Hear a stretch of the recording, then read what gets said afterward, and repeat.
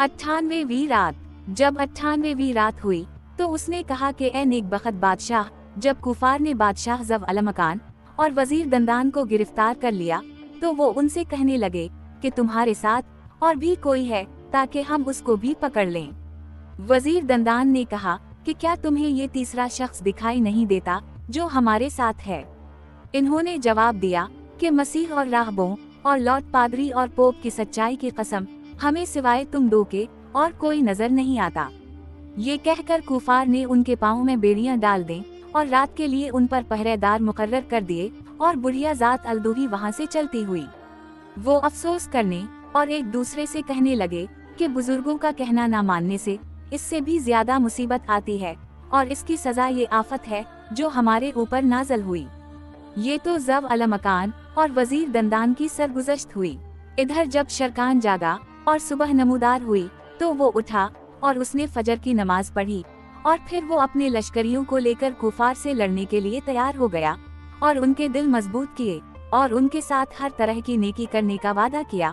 और वो चल खड़े हुए और यहाँ तक कि कुफार के पास आ पहुँचे।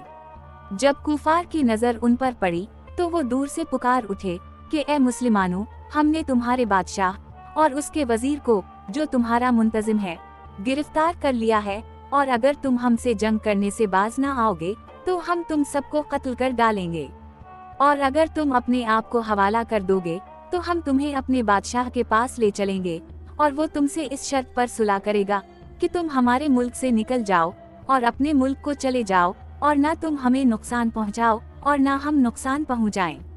अगर तुमने ये शर्त बखुशी मंजूर कर ली तो उसमें तुम्हारा फायदा है, और अगर तुमने इनकार किया तो सिवाय कत्ल के चारा नहीं।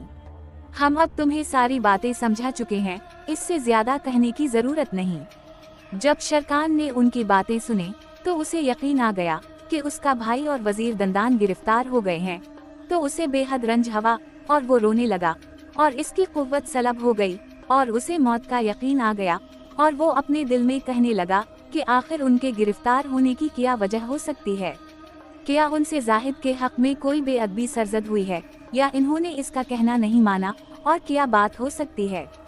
इसके बाद मुसलमान कुफार के साथ जंग में मशगूल हो गए और उनके बहुत से आदमी कत्ल किए, और उस रोज बहादुर और बुज़दिल में फर्क मालूम हो गया और तलवारें और नेज़े खून में रंग गए और उन पर कुफार इस तरह गिरते थे जैसे शराब पर मक्खियां हर तरफ से गिरती हैं।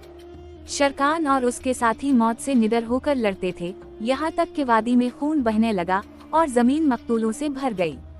जब रात हुई तो दोनों लश्कर अलहदा होकर अपनी अपनी जगह चले गए और मुसलमान फिर इस गार में लौट कर आए और अपने फायदे और नुकसान का जायजा लिया, और इन्हें मालूम हुआ कि अब उनमें से बहुत कम बाकी रह गए हैं और सिवाय खुदा और तलवार के और किसी पर भरोसा नहीं, क्योंकि इस दिन उनके 35 बड़े बड़े शहसवार शहीद हो चुके थे और इन्होंने अपनी तलवारों से कई हजार प्यादों और सवारों का काम तमाम कर दिया था।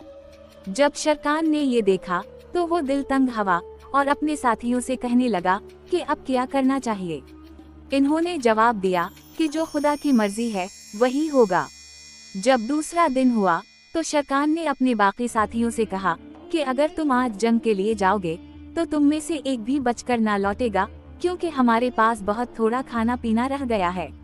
अब ये राय मुझे ठीक मालूम होती है कि तुम लोग तलवारें खींचकर इस गार के दरवाजे पर खड़े हो जाओ, ताकि अगर कोई तुम पर हमला करे तो तुम अपने आप को बचा सको। कालबा जाहिद मुसलमानों के लश्कर में पहुंच गया होगा और 10,000 सवार ला रहा होगा जो कुफार से लड़ने में हमारी मदद करेंगे, और कालबा कुफार उसे और उसके साथियों को ना देख सकेंगे। इसके साथियों ने कहा कि ये राय ठीक है और उसके दुरुस्त होने में कोई शक नहीं। अब लश्कर निकलकर गार के दरवाजे पर आ गया और लोग इसके दोनों तरफ खड़े हो गए, और जो काफिर वहां आता वो उसे कत्ल कर देते और दरवाजे के पास फटकने ना देते, और वो कुफार के मुकाबले में जमे रहे यहाँ तक कि दिन खत्म हो गया और रात का अंधेरा छा गया। अब शहरजाद को सुबह होती दिखाई दी और इसने वो कहानी बंद कर दी जिसकी उसे इजाजत मिली थी।